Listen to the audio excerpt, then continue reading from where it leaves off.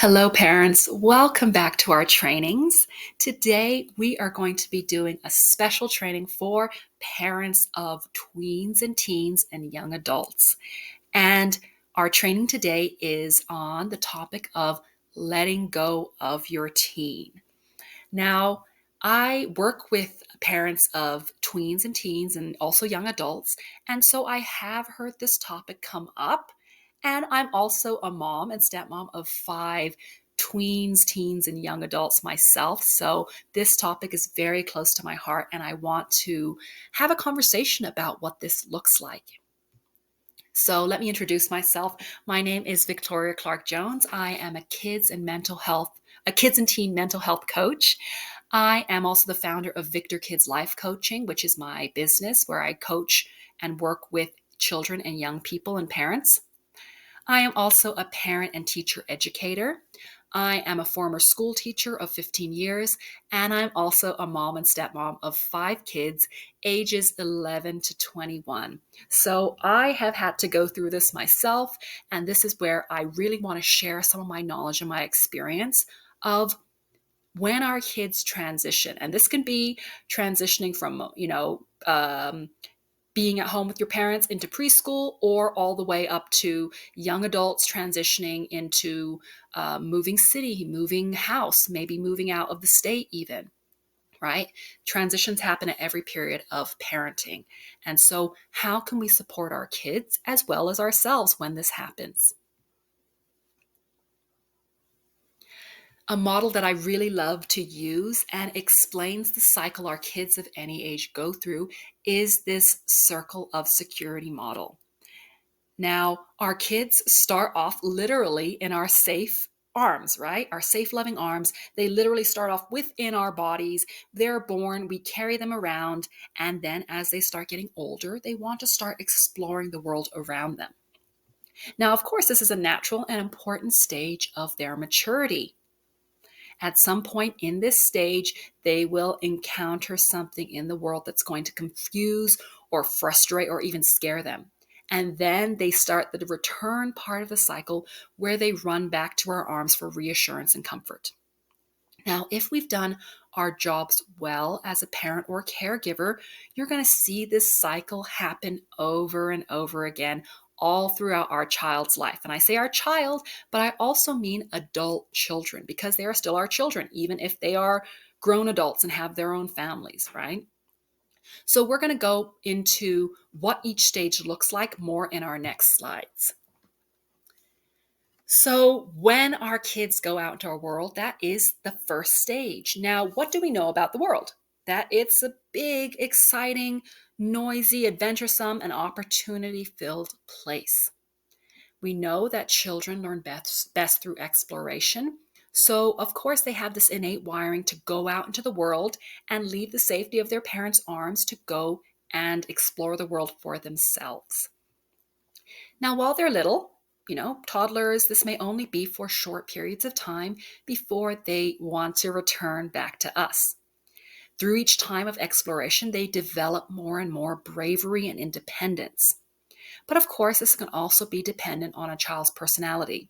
We have some really brave kids who can't wait to go out into the world and explore. And these are the kids who are out there making friends. And they're the kids who happily wave goodbye to their parents the first day of preschool, right? And then you have kids who may be a bit more cautious and maybe, hide behind their mom's skirt, or they want to hold their dad's hand at any event they go to, right? And so, of course, we don't just want to do a one-size-fits-all approach. There are many different types of kids with different personalities, right? But as they get to be young teens and adults, they will spend more and more time out in the world and away from us as parents, right? The cycle starts to take a bit longer. And so what they need from us at this stage of the cycle is they need us to support their exploration of the world, right? Encourage them to go out and talk about these things and show excitement. Don't try to hang on to them. Don't try to scare them or limit their exploration of the world. They also need us to watch over them when they're young, right? Be there with them, keep an eye out for them, make sure they're not in any danger. When they're a little bit older, we may not actually be present at the time when they're going out into the world. So they need us to watch out for them. And what I mean by this is let them know what they might experience out in the world. Discuss these things, have conversations, right? Teach them good judgment, morals, what they may experience out in the world, and give them some guidance about how to navigate what might happen when they're out in the world. We also want to delight in them, right? We want to enjoy their experiences when we're present with them. So when they're younger, we're going to be there with them. When they're coming home and they're older, we want to listen with delight about their experiences and show excitement and interest, right? Enjoy it with them. Even if we're not physically with them in these experiences, they will at some point come back to us and want to talk about these things. So delight in them and enjoy their experiences with them. And we also want to help them when needed. We don't want to be helicopter parents, bulldozing all of the dangers, all of the challenges. We want to be able to support them and help them and, be there. Whether help them doesn't necessarily just mean physically, it also means help them make sense of their emotions, help them facilitate their ability to go out into the world sometimes, right? Especially when they're teenagers. They're still going to need our help. Now, one point that I want to touch on that I see a lot of in parents who've moved into a new stage of parenting, whether it's preschool moms whose children have just started school, or moms of teens or young adults who are spending more time outside the home with friends, or maybe they've even gone off to college. And something I see in parents is a feeling of loss, confusion, and even grief. Their reality of being a parent has changed, and their kids are starting to gain independence, right? Of course, they have different levels of independence, but we know from them going to preschool, they no longer need us to do everything for them. And especially when they move out of the home, they really don't need us very much physically anymore, right? Now, I know some parents talk about, yay, I can't wait for the day when my kids are gone off to college and we're empty nesters and we can do whatever we want. We have freedom, right? For some parents, they can't wait for that day. But there's also the risk of a parent who has based their entire identity on, quote unquote, being a mom or dad, right? And when they feel like this and their children don't need them anymore, this can be a problem, because some parents may even try to stifle the growth or independence of their child in order to continue to feel valuable and needed, right? And so this is where it starts to become an issue. And parents can also interfere in the natural cycle of going out and coming back.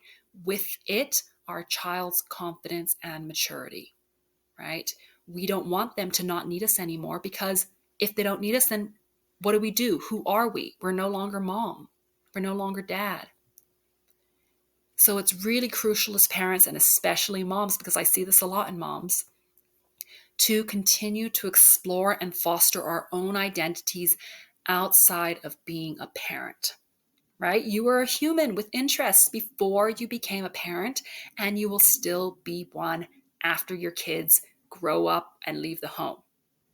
And the bonus of this is that when you take time to step outside your identity as a parent, you're going to be so much more refreshed and ready to step back into the parent role when it's time. And we need that break, right? Whether or not we think we do, we really do need that time to just be a woman, to be a friend, to be a daughter, to be a business owner, to be a whatever, someone with their own likes and their own interests and their own hobbies outside of the parenting bubble, right? Now, we know as parents that along with the world being big and exciting, it can also be a tough, cruel place at times, right? And because we know this, it can be so tempting to want to shield our children from these things by limiting their exploration or by holding on to them too tight. right? By letting our own anxieties and maybe our own past experiences in the world affect our children and the way they see things. We project our own experiences and our own hurt and our own fear and our own anxieties onto our kids sometimes, right? That part is understandable, right? We want to protect our kids. We don't want to see them get hurt. However, it's also a part of life, the world being a tough place, and we can't bubble wrap our children. Another thing I hear a lot of people saying is that maybe on the opposite side is we need to stop coddling our children. The world is a tough place, and it's, as parents, it's our job to get them ready for the world, to give them a taste of it, right? And so while I understand that way of thinking, it's trying to protect our kids by getting them ready in a way, right? It's another form of protection. It may seem cruel, but I know parents who do this from a place of good intention. They want to get their kids ready for the world. And so I want to suggest a slightly different way of thinking. Because the world is a tough place, we need to be our children's safe place, right? Because the world is so tough, they need to have that time with us when they feel safe to build them up to get them ready for the world, not by giving them a taste of what it's like, but by being a safe place for them. So it builds up their inner confidence, it builds up their inner resilience, so that when they do encounter the tough world, the cruel world, that they don't fall to pieces, right? We're not saying the world is, la-di-da, sunshine and rainbows and butterflies and daisies, right? We let them know. We teach them about the world and let them know that we as parents and our home will always be somewhere they can come to for comfort and respite, right? Because the world's a tough place, you can always come home. We are always a safe place for you, right? And of course, we give them the tools to know how to handle the world. That's also a part of our job as parents. Now, it's natural for children of all ages, including adult children, at some point to want to come back to their parents for advice, support, or guidance. All right. Think of a young child on a playground looking back at their parent for reassurance, or maybe it's an adult child who's had a bad breakup and they're calling mom to talk about it. So we can see this happens at any stage of a child's life. Now, if a child seems hyper independent or won't come to a parent when they're sad or scared, or maybe they pretend they don't need comfort or they try to brush it off or minimize their hurt or their pain, I want you as a parent to consider how safe and accepted they felt when they have come to you in the past for support. Now, I know this part of being a parent, it can feel draining, especially if you have a child who needs a lot of reassurance. And I want to encourage you and remind you that this stage won't last forever. And it's giving them this reassurance that's an important part of the cycle, right? What they need from us at this stage is to welcome their return, right? Not, oh, again, right? That's not welcoming their return. It's being, oh, I see you're back, right?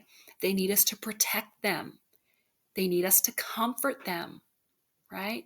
So many different ways we can do that. We need to help them organize their feelings. I talked about that in our other training, the 3 R's to learning, helping them organize their feelings and make sense of their experience, help understand step-by-step process of what just went on for them. And when we can do all this and validate them, after we do that and they're feeling more comforted and more secure, encouraging them to get back out there, right? We don't want to use our own hurts of, see, I told you the world's a dangerous place. See, that's why you can only trust me. That's why you always need to come back to mom. That's why you have those kids, almost, we call them quote unquote mama's boys, right? Or it's when parents hold on to their kids too tightly because they don't like seeing their kids get hurt. And so they project some of their feeling of pain or fear onto their children and say, see, I told you the world wasn't a safe place. Don't go back out there. Stay here with me, right? And we talked about that in an earlier slide,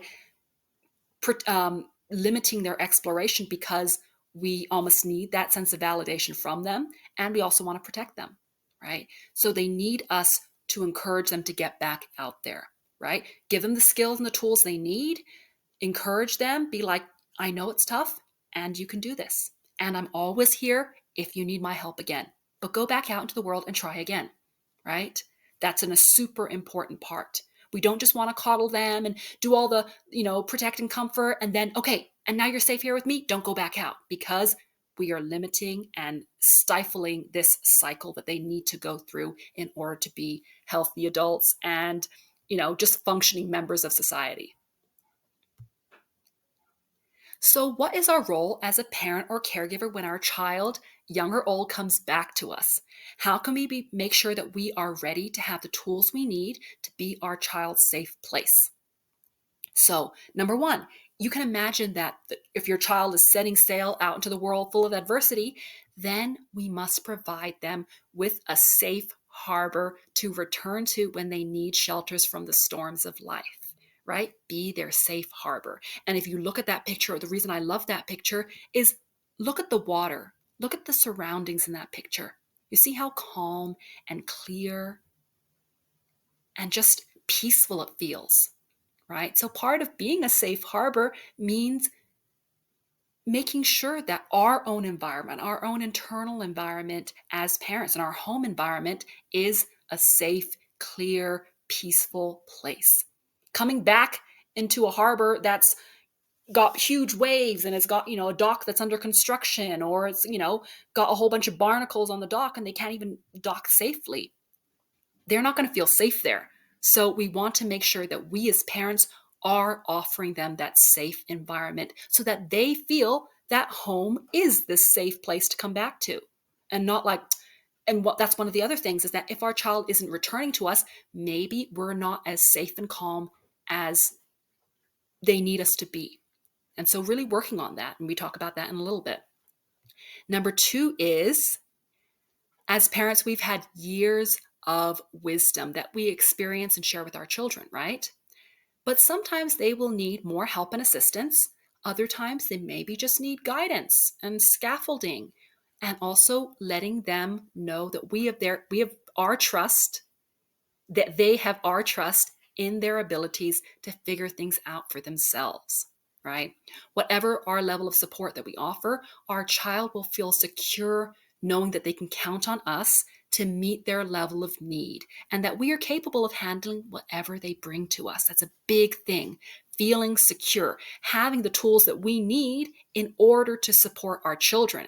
If they come to us and we go, I don't know, I'm dealing with these big things myself, I don't know how to help you. Do you think our child's going to feel very safe? They're going to be like, why would I go to mom and dad? They don't know how to handle their own big feelings. Why would I go to them to help me handle mine? Right? So again, being sure that we have the skills and tools that we need, which means as our children get older, we need to start to examine our own history when we were that age to see, hey, these big things that happened to me, did I ever resolve them? Did I ever get the skills that I needed to handle the issues I had as a 12-year-old, as a 14-year-old, as an 18-year-old, right? And so that's where we are going to talk about expanding our relationship capacity through reparenting ourselves. One of the founding principles of the circle of security model is lasting change in the attachment relationship comes from a caregiver's developing specific relationship capacities rather than just learning techniques to manage behavior, right? It is an internal job. It's not just a cognitive, let me learn all these skills and tools. It's, I'm going to learn all these skills and tools, but also I'm going to work on my heart, because what our children truly need from us is our emotional presence and availability, especially as they grow up, right? They don't need our help, our physical help so much. They need us to be emotionally present with them. And so this is where the onus is on us to focus on and heal our own childhood wounds so we're not projecting or passing our own pain onto our children, right?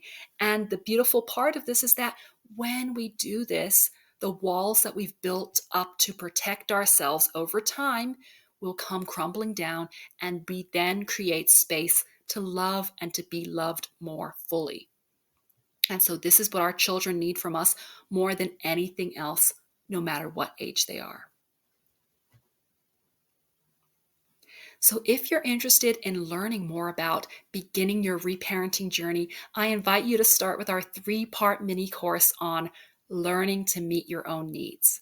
Now, this is an on demand video course that has a small fee and that you'll receive access to via email. So, if you'd like more information about this or some of our other trainings, please let us know in the comment section.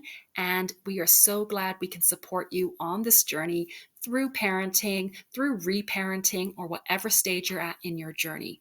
I'm so glad that you're here and doing your part to really boost your skills as a parent.